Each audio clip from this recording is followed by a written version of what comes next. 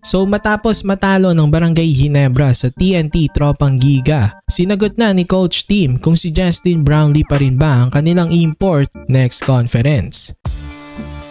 So natalo na naman ng Barangay Ginebra sa TNT Tropang Giga. Dalawang sunod na nga silang tinalo nito sa Governor's Cup Finals. Ang dating undefeated record ni Brownlee na 6-0 sa finals ay nagkaroon na nga ng dalawang talo dahil sa TNT ni RHJ. At netong recent na pagkabigo ng Gene King sa Tropang Giga, ito na ang pinakamababang stats ni Brownlee sa kanyang career sa PBA Finals. Pero ayon kay Coach Tim Cone, tiwala pa rin naman sila dito kay Justin Brownlee. Gusto pa rin nila na maging import ito sa next conference na Commissioner's Cup. Pero nakadepende nga lang daw yon kay Justin kung willing pa rin siyang maglaro kahit na wala pa siyang masyadong pahinga. Alam naman natin na sunod-sunod ang serbisyo ni Justin para sa atin. Siya rin ang import ng Gilas. Naglaro pa siya sa Indonesia. At after nitong Commissioner's Cup, balik ensayo na naman siya sa Gilas Pilipinas sa paghahanda nila dahil makakalaban nila ang New Zealand at Hong Kong nitong month din ng November.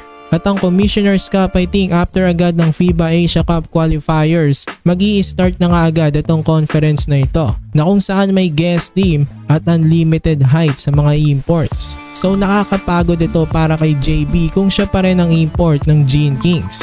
36 years old na nga si Justin, so ayun ang iniisip ng Ginebra kung kakayanin ito ng sunod-sunod.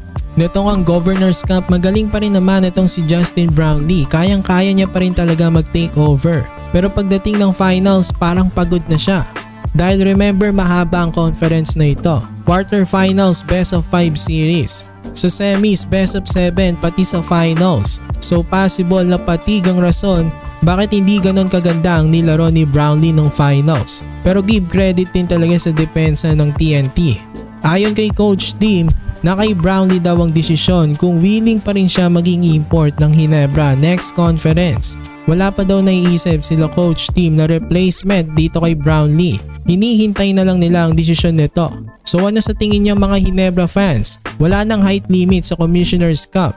So kung magpapalit ba ng import ng Ginebra, dapat ba silang kumuha ng isang 7-footer?